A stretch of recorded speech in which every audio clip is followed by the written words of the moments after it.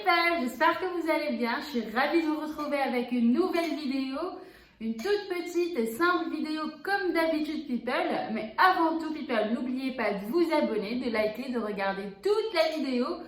Comme ça vous m'encouragez et je sais ça va juste me prendre 2 petites secondes.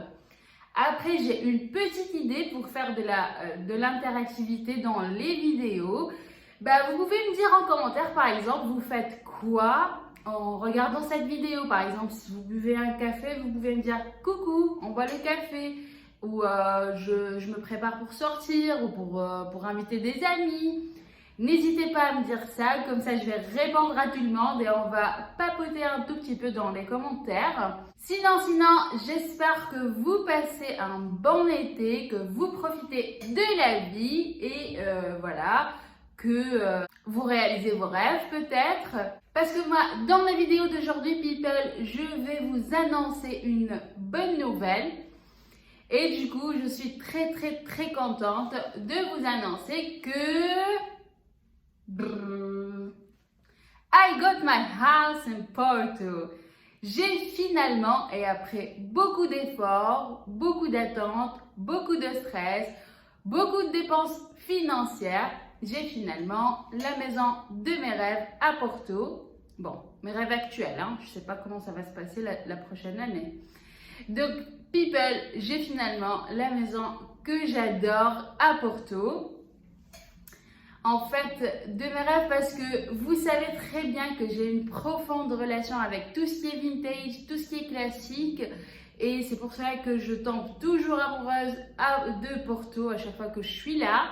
Et effectivement, aujourd'hui, j'ai une maison de charme. Une maison en fait rénovée, mais qui garde le charme, qui garde son charme vintage.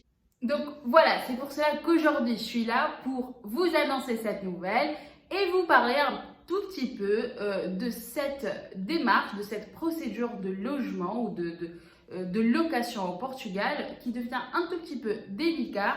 Et du coup, comme ça, vous pouvez tirer profit, vous pouvez tirer le positif et éviter les erreurs. Voilà, là on va faire un petit tour ensemble pour voir le quartier que j'adore et voilà quelques petites choses ensemble et après je vous raconte plus.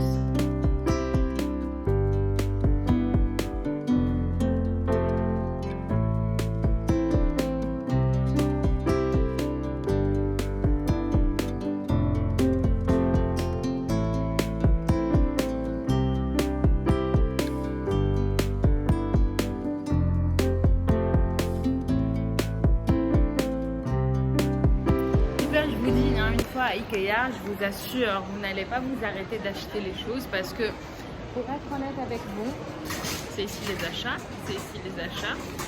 mais pour être honnête avec vous, genre c'est pas trop cher et du coup, c'est pas trop cher et du coup, ça vous attire à acheter plus et avoir de petites choses, donc voilà. Après la facture, c'est à... Je suis trop contente people parce que comme je disais, la maison en fait elle répond à nos exigences, à nos envies et à nos besoins. Aussi c'est une maison dans le budget, donc pas supérieur, pas inférieur, et ce qui est très correct. Après c'est dans une zone proclamée site de patrimoine mondial par l'UNESCO.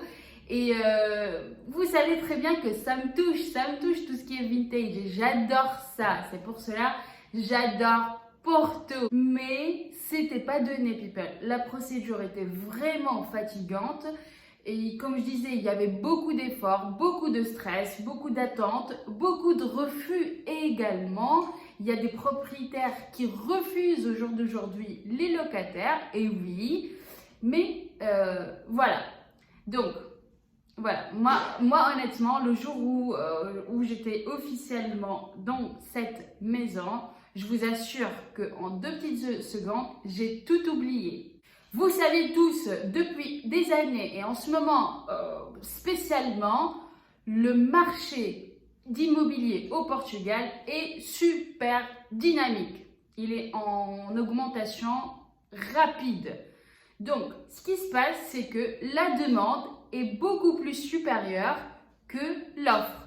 Ce qui fait que les propriétaires portugais ou étrangers même sont en train de devenir de plus en plus exigeants.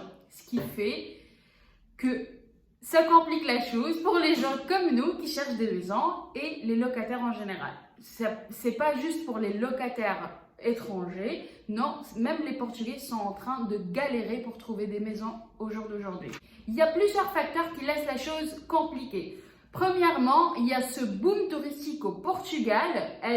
Ce pays est de plus en plus une destination qui attire beaucoup de touristes, ce qui fait que les propriétaires préfèrent louer à des touristes pour des petites ou des courtes durées que aux locataires, que aux résidents. Deuxième facteur, people, c'est que dernièrement, les Portugais s'orientent plus vers la rénovation des biens et du coup, l'augmentation de prix. Parce que, par exemple, 4 années en arrière, les Portugais, ils peuvent louer une maison telle qu'elle est, sans rénovation, avec l'ancien état. Et du coup, ils ne demandent pas beaucoup d'argent parce que la maison ne mérite pas beaucoup d'argent. Par contre, au jour d'aujourd'hui, voilà, ils ont l'ouverture sur les autres pays, ils ont l'ouverture sur le monde en général, ils attirent beaucoup plus des touristes et donc ils font la rénovation et du coup, ils demandent beaucoup plus d'argent. Donc, une maison rénovée qui était par exemple à son état brut à 400 €, je dis n'importe quoi, aujourd'hui avec rénovation, avec le standing, elle est à 700. Résultat de tout ça, propriétaire exigeant. Pour vous dire, ils demandent des relevés bancaires, des extraits de salaire, des extraits de IRS et comme on dit, si tu payes les charges, les taxes ici au Portugal, et un garant, un fiador, ce qui est un point très critique pour nous les étrangers, parce qu'un garant au portugais, c'est-à-dire une troisième personne qui va être responsable des dégâts ou de tout ce qui se passe dans la maison. Et cette troisième personne aussi, elle a besoin de tout déclarer, de donner aussi les extraits bancaires et de signer le contrat et tout. C'est pour cela d'ailleurs que la course pour cette maison était vraiment dure, mais pas juste pour cette maison, comme je disais people. Moi par exemple, personnellement, j'ai eu un refus pour une autre maison.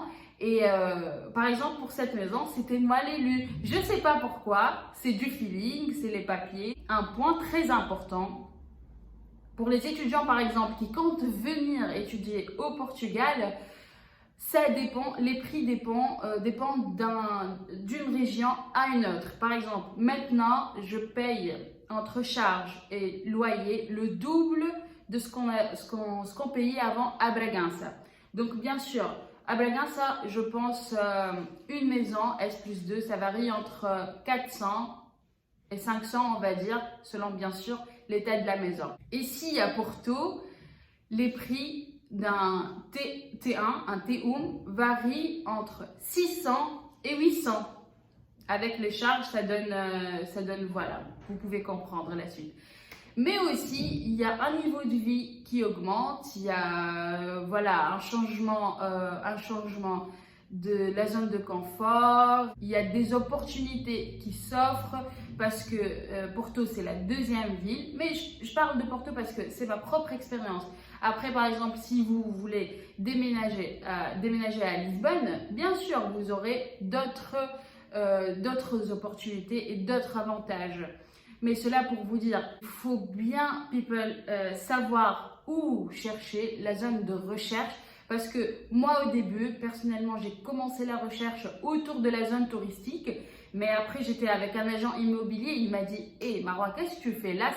Non, il ne faut pas chercher dans la zone touristique parce que tu n'es pas là pour faire ça. Tu es là pour vivre. Tu es là pour avoir un rituel, pour avoir un café de chaque matin, pour avoir où faire les courses d'habitude. Donc, il faut bien choisir la zone de recherche. Moi, par exemple, je suis à 10 minutes à pied ou 15 minutes maximum à pied de la zone touristique. Mais en même temps, je suis dans le centre, le cœur de Porto. Et voilà. Donc, people, si vous avez besoin de l'aide concernant voilà, des petits bons plans ou des choses pareilles, vous pouvez me demander en commentaire. Aussi, comme je disais au début, on va un peu papoter sur les commentaires. Vous me dites ce que vous faites maintenant en regardant cette vidéo. Et voilà, c'était mon petit partage du jour. Bisous!